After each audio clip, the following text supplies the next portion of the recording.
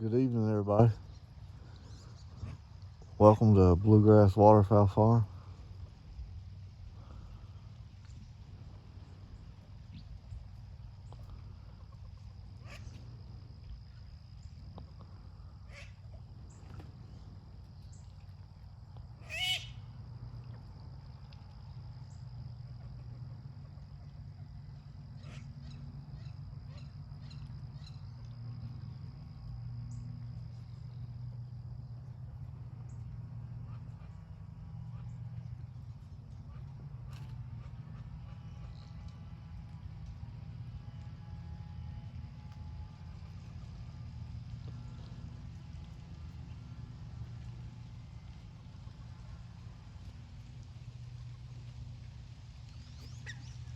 Not a whole lot going on this week.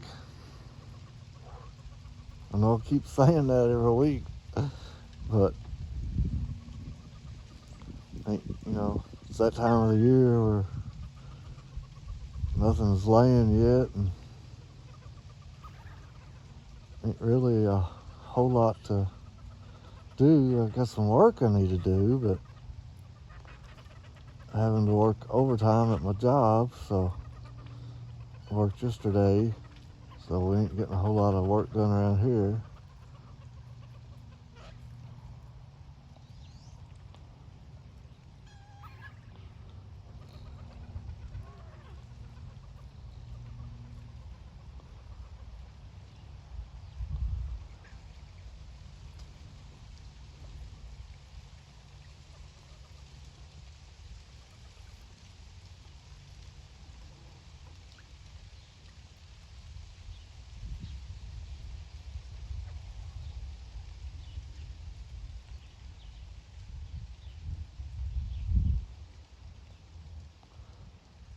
I think all the wood ducks is over there. Yeah, right there's an apricot behind that bush. You see the tree ducks and that northern pintail. All the wood ducks is pretty much back there under that pampas grass hiding out.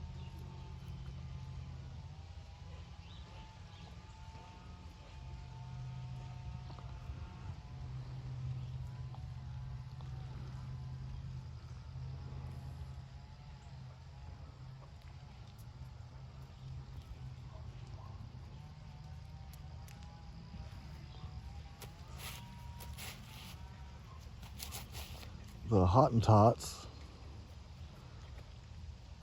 I'm not for sure how old the one pair is. The other pair is an early 21 hatch. So they could possibly lay any time.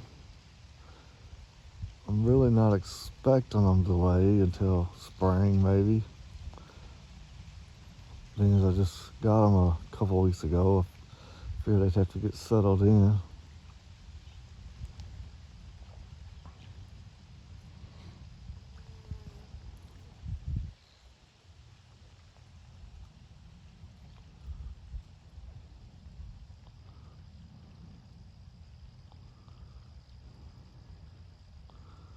Northern shovelers keep getting a little more color to them.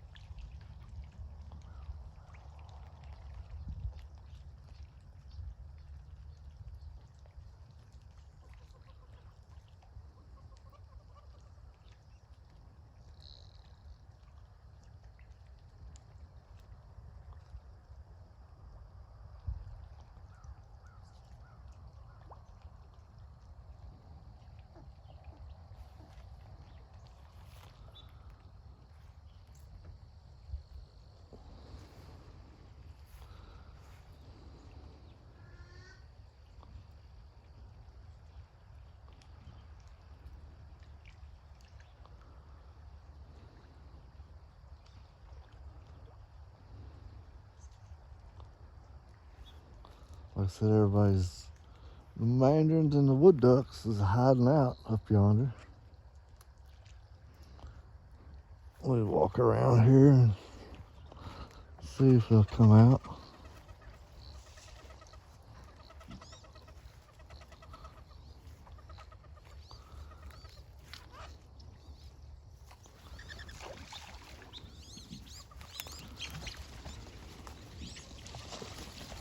There they all go.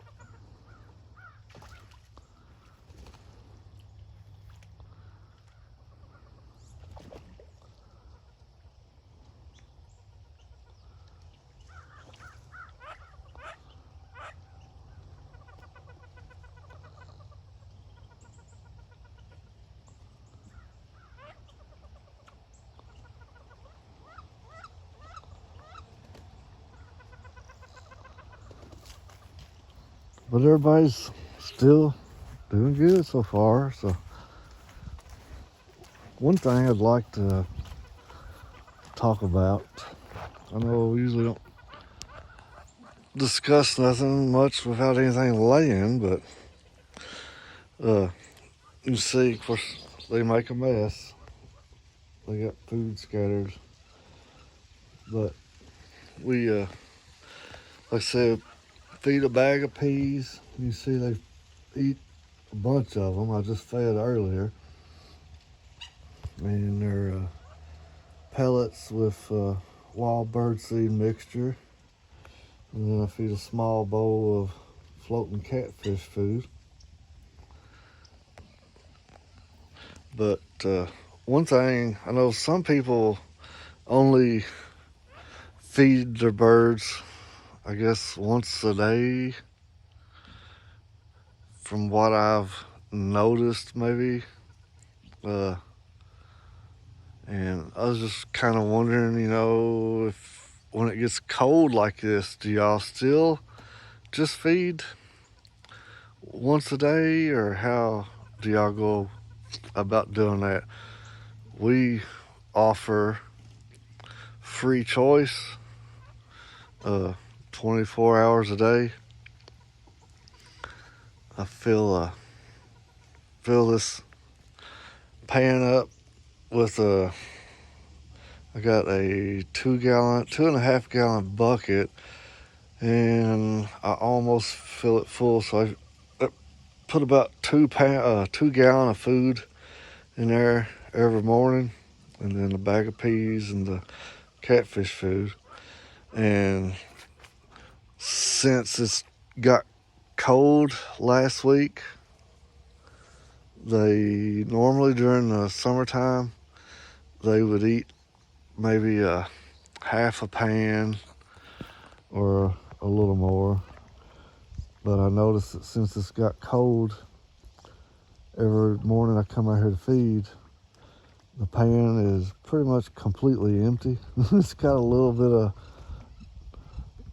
crumbles left in the bottom of it from where they've been eating. But I know that what I'm getting at is, I know my birds eat more when it gets colder because they need to keep their body heat up. And that's why I said we offer free choice 24/7 so they can eat whenever they want to. But I know some people only go out and throw feed out to them once a day or so. And I was just wondering, how does the birds, are you in a cold climate? Does your birds, do they still do good with just getting a certain amount of food every day? Because, like I said, during the colder weather, they eat more and need more to help keep their body temperature up. And that's what I was wondering.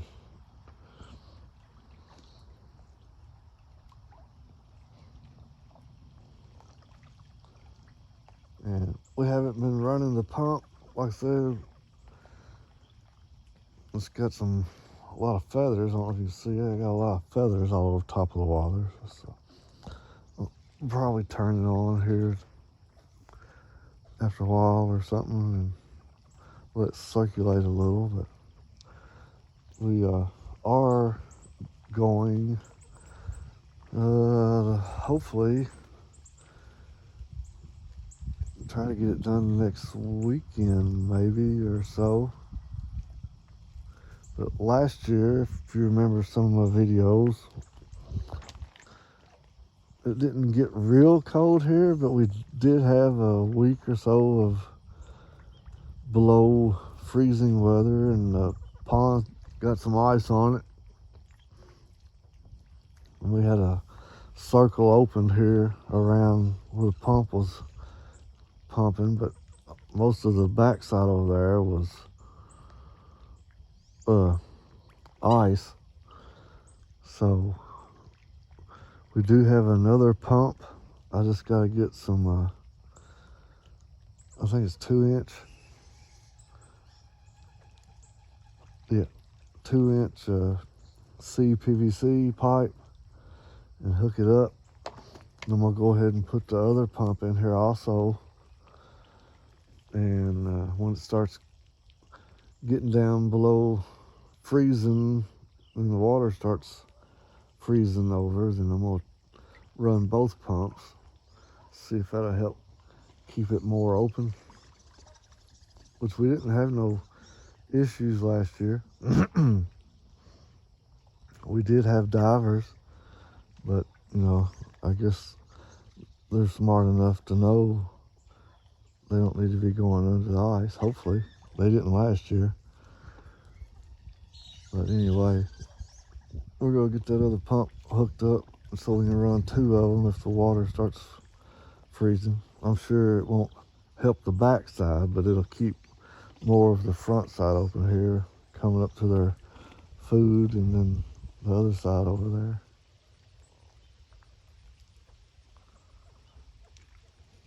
A lot of people ask us about the pond, how I keep it clean and everything, and it's 40 by 50, and it was originally 7 foot deep when I had it dug out 3 years ago. So I'm sure it's backwashed a little bit, and it usually stays about a foot from the top from where I have the overflow. So it's probably around 6 foot.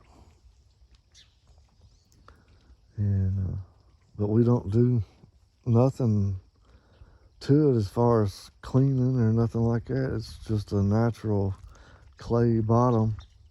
We do have rocks all the way around the sides of the banks to help keep them from washing in, where the ducks like to dabble. But other than that, I just keep the sump pump running during the summer to keep the water circulated, and we put the pond dye in it to make the water a darker color to help keep the algae from growing up. And so far everything seems to be working pretty good.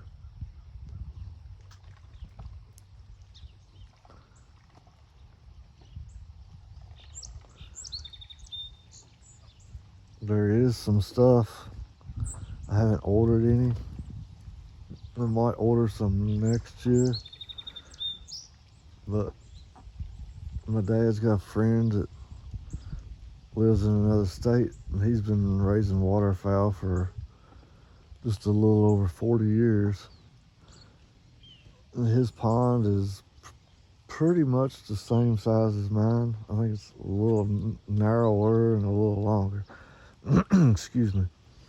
And he researched a bunch of different things, and he's been buying this, I don't even know what, it's a pond cleaner. I think it's a bacteria.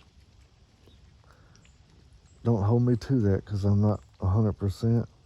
But I think it's a bacteria you put in it, and it actually eats the duck debris, we'll say, from the bottom and keeps it cleaned out. And like I said, it's not harmful to the waterfowl or either if you got fish in your pond. It's not supposed to be harmful to nothing like that. And like I said, that's what he's been using. So we might try that. Might start trying it next year. Help keep the duck feces eating off the bottom of the pond so it don't fill up.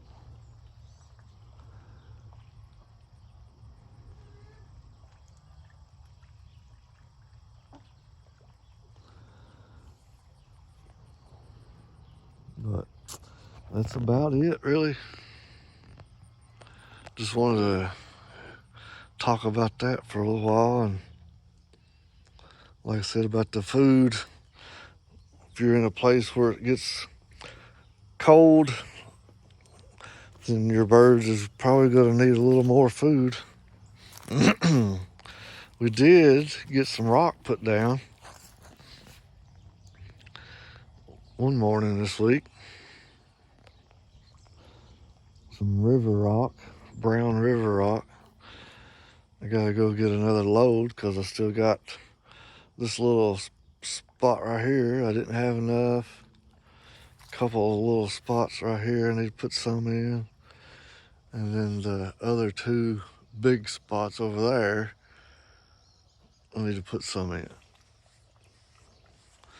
But we just basically put it around here, filling in the low spots where they've been dabbling, making mud holes. The first 2 years we had the pond and the aviary set up, we didn't have no issues, but we've had a extremely wet winter this year and had some water standing from all the excess rainfall, and they've been dabbling and making little mud pits. So we'll just fill it in with rock, and then hopefully the grass will grow up through it, and then we'll just raise the deck on the lawnmower up a degree or an inch and be able to go over the top of it without making a mess.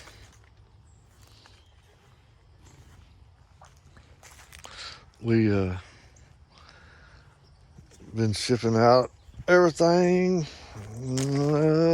Got a few to ship out tomorrow, and then our shipping is about over with. I do have got a trio of white eyes. It's a reverse trio. I got 2 males and a female. If anybody's interested in a pair of white eyes or all 3 of them. Got some northern pintail females. And I got a pair of shallow Norwegians. Not really that anxious about selling them, but if somebody wants them, I will. If not, I'll probably just keep them and put them back out here in the aviary and see what they do. The females got dry feathers. I don't understand what causes that really. I haven't investigated it. But on her wings, if you pull her wings out, a lot of her feathers is kind of dry looking. And I don't know if it was because of the 4 days of rain that we had and she got too wet, washed too much oil off. If she ain't producing enough oil, I ain't sure what caused that. Last year, we had I think it was two silvertails that done that.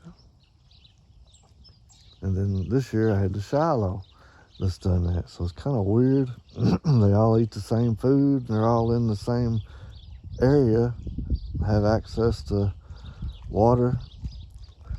So I'm not exactly for sure what causes that.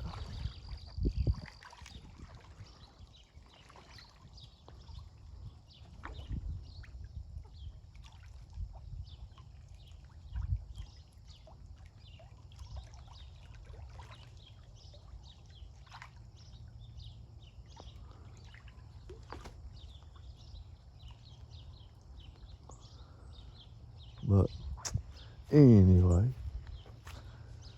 just wanted to do a video and do some update.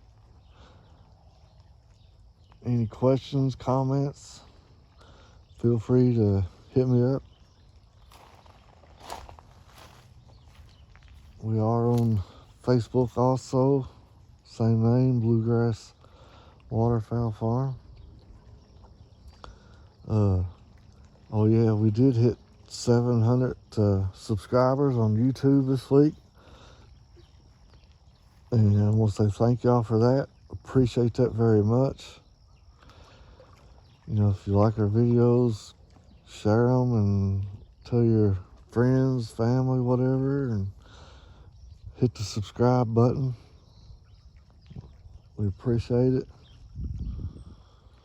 And hopefully we're looking for a good spring, good laying season. Hottentot teals, ring teals, normal to blondes. Hopefully have several silver teals, tufteds, North American ruddy ducks, canvasbacks. Hoping to actually get a few silvers out of them because these are splits. So I'm hoping to get a few silvers. Northern pintails, northern shovelers, Bakel teals, American legions, European legions, Iton tree ducks, wood ducks, white wood ducks, silver wood ducks, apricot wood ducks with possibility of some oh my goodness, I just went blank. What do they call them? Well, I get platinum. Possibility of some platinum wood ducks. What I say? Mandarins, white mandarins. Bahama white cheek pintails. Silver Bahama white cheek pintails. Falcated teals. Like I said, if nobody buys the Shilohs, then hopefully have some Shilohs next year, which they will be siblings. But hey, we sell individuals. We don't have to sell pairs, we'll sell individuals.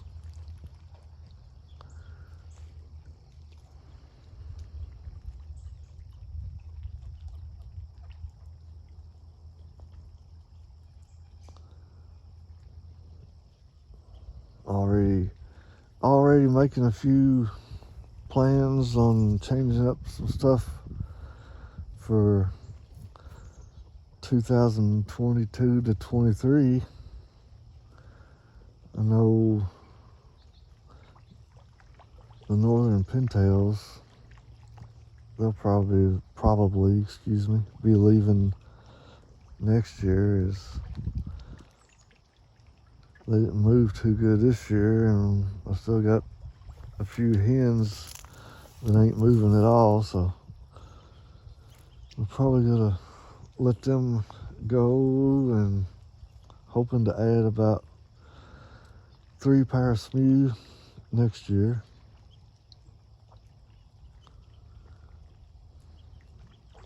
And see how that goes. But that's about it for this week. So we'll get off here, let y'all go, get back to your weekend. Y'all have a great rest of the day and be safe this week. And we'll catch you next time. Thank y'all.